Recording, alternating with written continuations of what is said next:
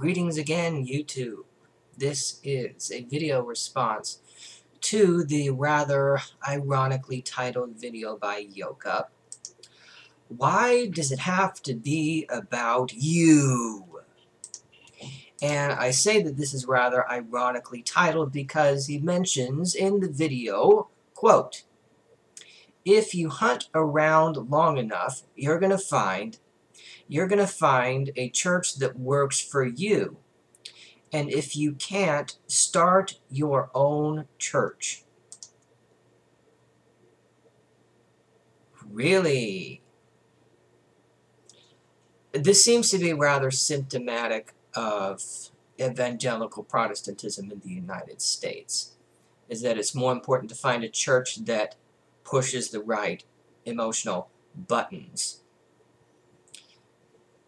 It seems to me that as a Christian, Yoka, wouldn't it be more important to find a church which most accurately represents what you believe to be the truth and what your God wishes you to do, rather than what is most comfortable for you? I have to wonder about the motivation behind starting your own church and the desire to have your own pulpit.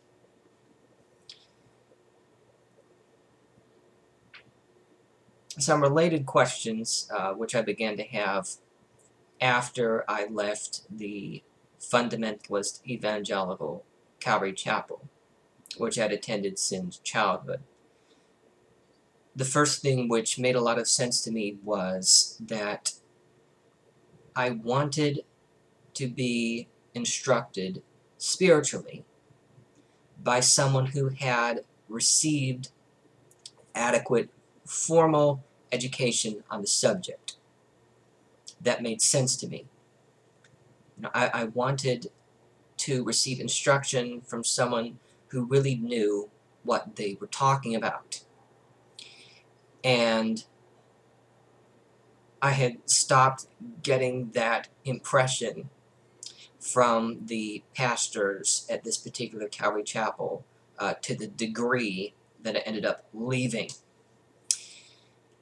And I also found it most important to find a church which preached what I considered to be the most accurate representation of the gospel message.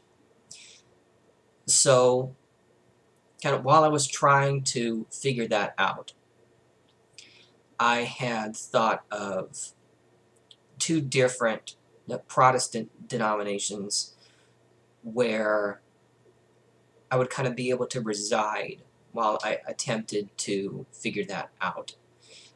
Those being, at the time, the American Baptist Church USA and the Anglican Church in North America. So the reason why I chose these were the American Baptist Church seemed to be less extreme and less involved with the right-wing culture war than the Southern Baptist Convention. And I had chosen the Anglican Church in North America because, you know, those pesky Episcopalians were too liberal. But as I began to think about this more,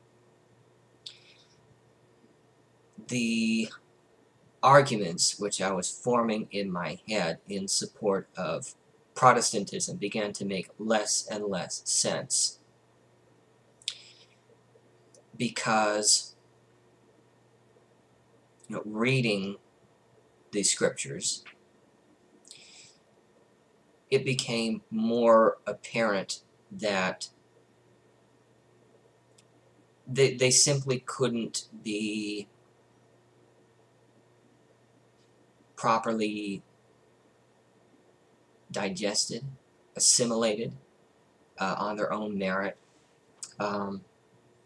it became more apparent that they were a product and thus a part of tradition.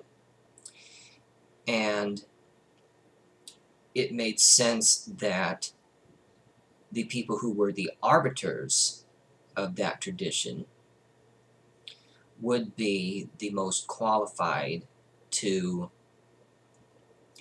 accurately and appropriately determine the meaning of that tradition. And that's what began leading me away from Protestantism and more into considering Eastern Orthodoxy. So I suppose that rather unfortunately, almost immediately after I began considering Eastern Orthodoxy and continuing to read through the New Testament, I went into full-blown crisis mode. So I didn't have a chance to get reined into the Orthodox tradition. Anyway, I find your self-serving motivations to be rather disingenuous, Yoga.